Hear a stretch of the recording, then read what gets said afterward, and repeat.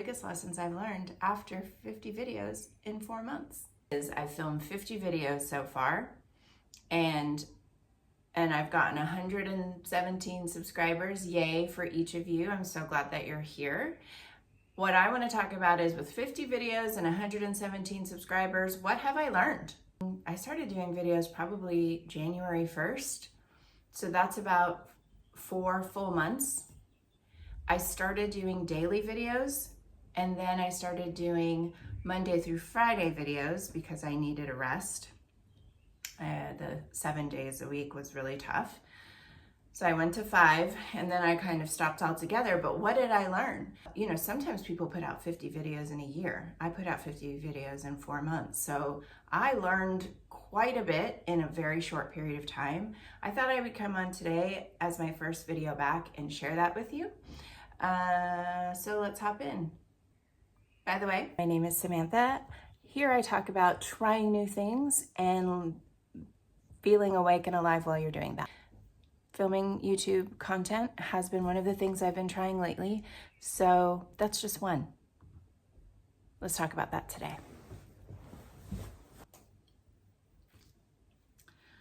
Gotta love my Frizz water. Not sponsored. I've learned a lot these past few months showing up on video. One of the things I want to tell you about is, where was I when I started? Because this might be you. I was nervous on camera. I still am nervous. I didn't feel like I had my wits about me. I definitely did not feel like I could do it. Long form videos scared me. I felt like I could show up quite easily on 15-second social media videos, but if you told me I have to sit and do a 15-minute, 20-minute, 30-minute video, I'm like, I'll be staring at the camera. I won't have anything to say. So that was intimidating, and that's where I was when I started. I also had some things that I wanted to talk about, but I didn't really, I just showed up kind of without a plan, kind of without knowing how to do it, and just tried, practice the muscle of showing up. What I learned after 50 videos, one of the things I learned after 50 videos was that there is definitely a way to structure a YouTube video. And even when you have yapping videos, right? Like this one, where you're just on and you're sharing. And I think people really like this, like, I'm just talking to you, it's not a lot of fancy things moving around here. I'm not in a set, people like that. But even then, there is a framework that works on YouTube.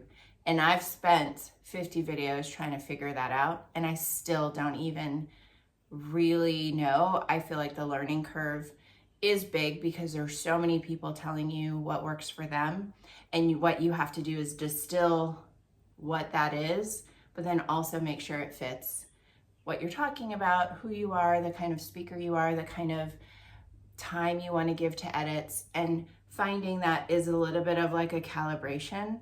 The same way that you would, used to find like an AM radio channel. Am I dating myself? Probably not. I mean, if you're here watching me, you're probably like into midlife content. Let's go back a few decades and remember tuning that AM radio and you're like, oh, I got it. No.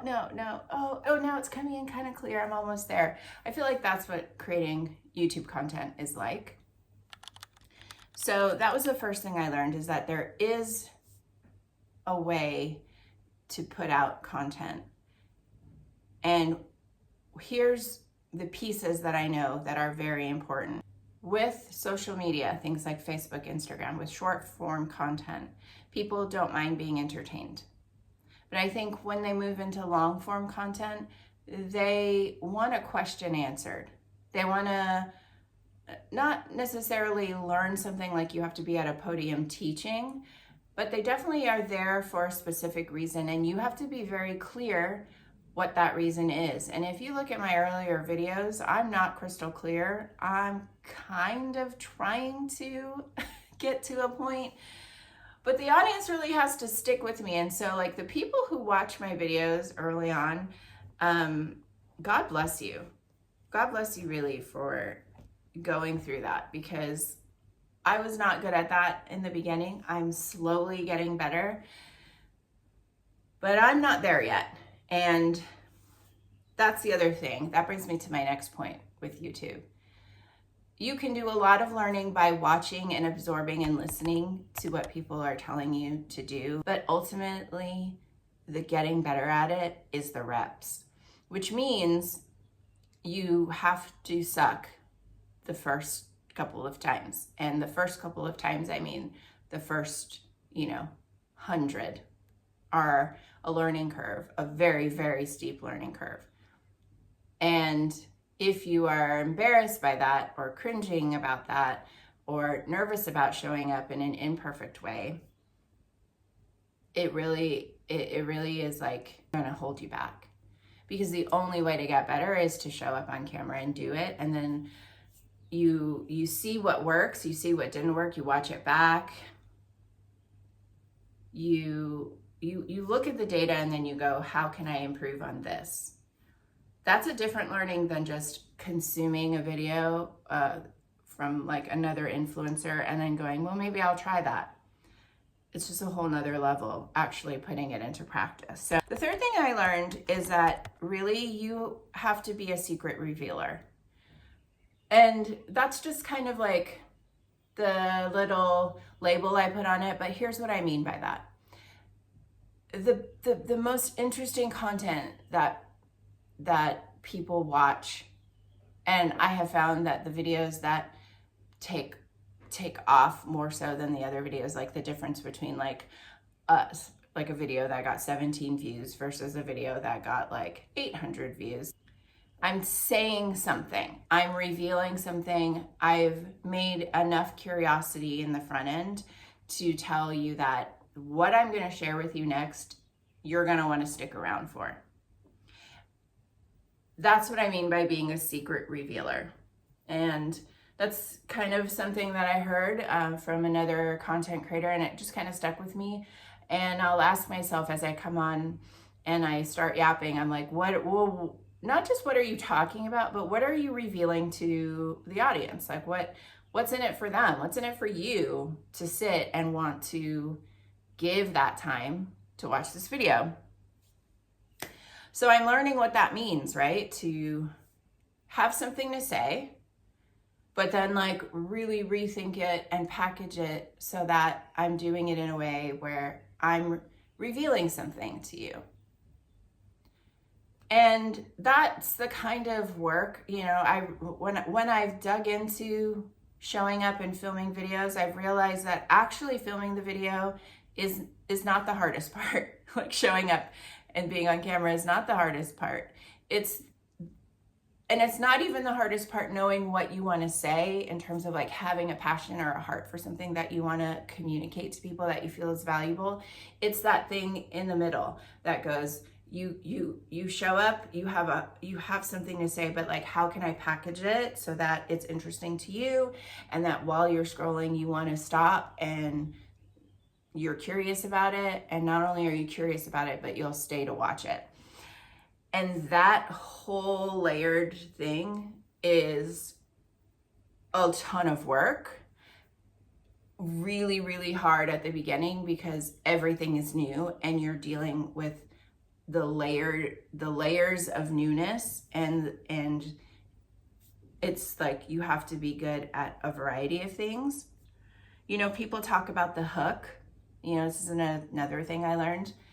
Starting your video with a hook, and that's a little bit back towards that secret revealer. But I think also the hook being the thumbnail, the title on the thumbnail, the title of your video, that piece, that's so weighty for me, because for me, I prefer, I'm more long-winded. I'm naturally a writer, so I like building to my point. I want you to give me time. Just give me time to build to what I need to tell you. And so the idea of like, make your title as attention grabbing as possible, make your thumbnail succinct but curious but short, but It feels like a lot.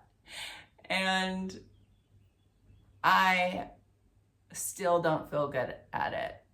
And I'm trying. I'm giving a lot of effort to that. After 50 videos, I learned that with all of that, like all of the layers of learning that are kind of like the framework of the behind the scenes, that you can't really do that until you're comfortable showing up on camera. Like the ultimate thing first to work on is just like this, like sitting down and like being yourself, you know, and releasing some of the pressure in your brain so that your personality comes out. And for a long time in my early videos, I was quiet. You know, my voice was quiet, and I was nervous, and so I wasn't showing up kind of in my full self. And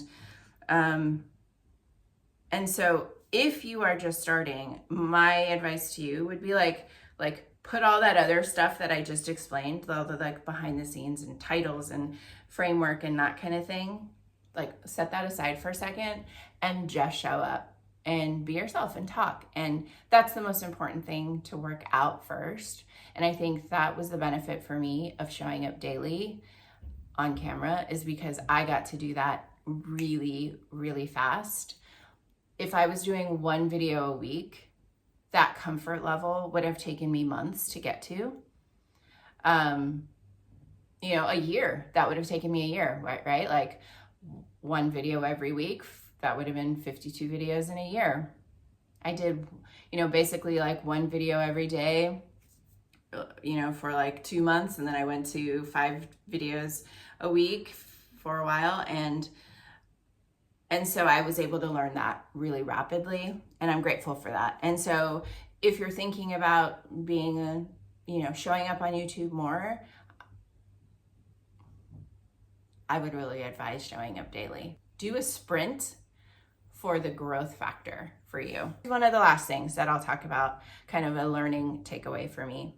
Once you kind of get the behind the scenes, and once you know how to show up on camera and you feel at least comfortable in your skin showing up, right? You got to know what you're talking about. Like, you want to have something of value. And what is that thing? And that's kind of the point where I'm at now. It's like, okay, I've got some experience showing up here, being comfortable. I think my earphones just died. Well, I'm gonna push through because I'm at the very end.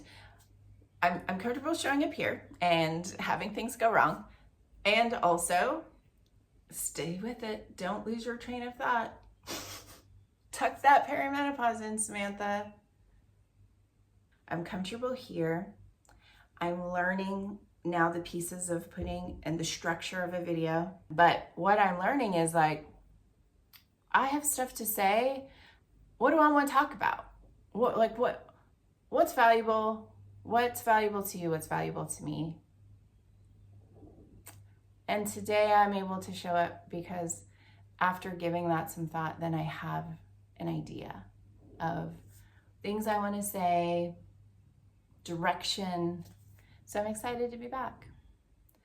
What are you learning as you're filming? If you're a new content creator on YouTube,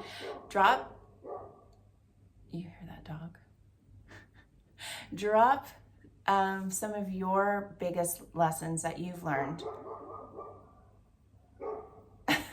Okay, I'd love to hear it. Bye.